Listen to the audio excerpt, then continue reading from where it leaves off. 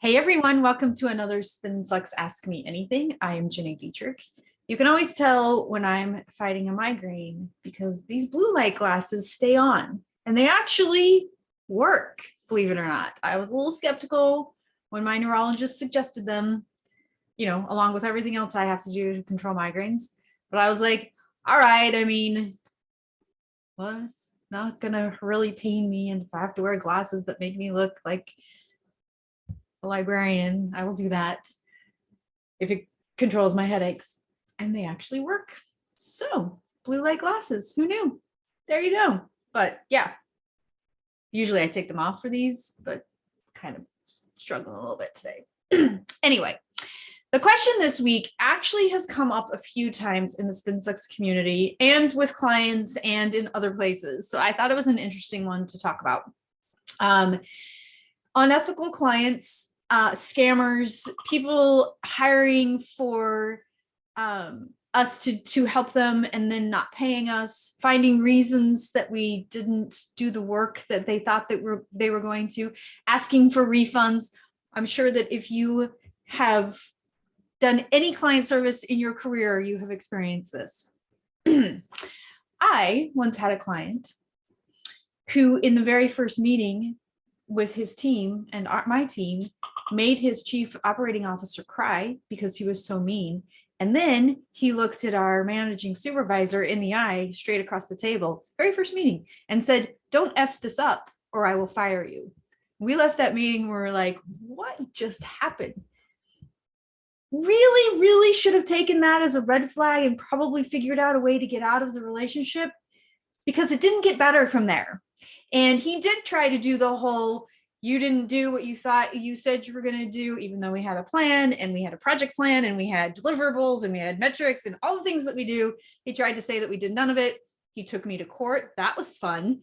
He ended up not winning because I had all of the process and everything, but it was still a very expensive, very time-induced experience that I never want to go through again. And just the idea of him makes my skin crawl. So we've all been there. We've all experienced this. And there are a few things that we've done.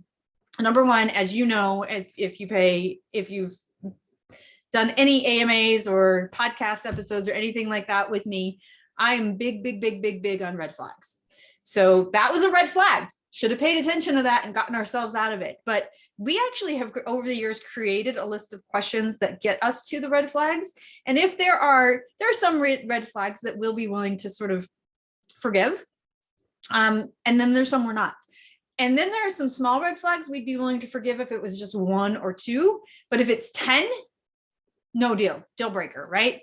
So that's the first thing. So be really diligent in the work that you do up front to try to find a reason not to work with that prospect. If you can't, or there's only 1 or 2 tiny things, they're probably a great fit for you. That's number 1.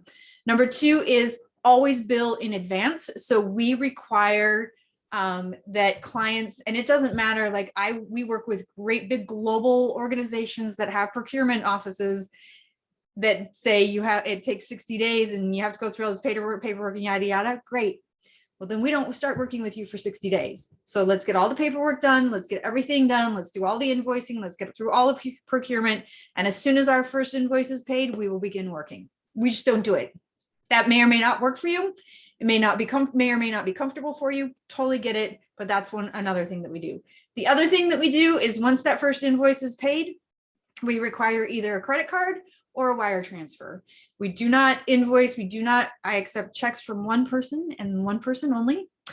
And that is the only person that is allowed to send us a check. Everybody else has to wire transfer or have a credit card on file, and we just bill it ahead of time. We also have a pretty strong cancellation fee, termination fee, which is 90 days. Many times clients will negotiate that, which is okay, but that's where we start. And those are probably the big things. So am I going to say that the process is perfect? No. And have we still run into problem clients? For sure. But it helps us with those unethical, Smarmy clients who are like, yeah, I want you to get me on Oprah. And if you can't get me on Oprah, then I'm not going to pay you, even though Oprah doesn't have a show anymore. You can't make that argument because they don't care. So red flag. So those are sort of the things that we do, looking for red flags, finding a reason for us not to work with the prospect, billing in advance, and requiring either a wire payment or a credit card for all the subsequent payments after the first invoice. There you go. If you have a question for us, you want to have a conversation about this or anything else, and you're not already in the SpinSucks community, get your butt over there. You can find us at spinsucks.com/spin-sucks-community. That's spinsucks.com/spin-sucks-community. I'll talk to you next week.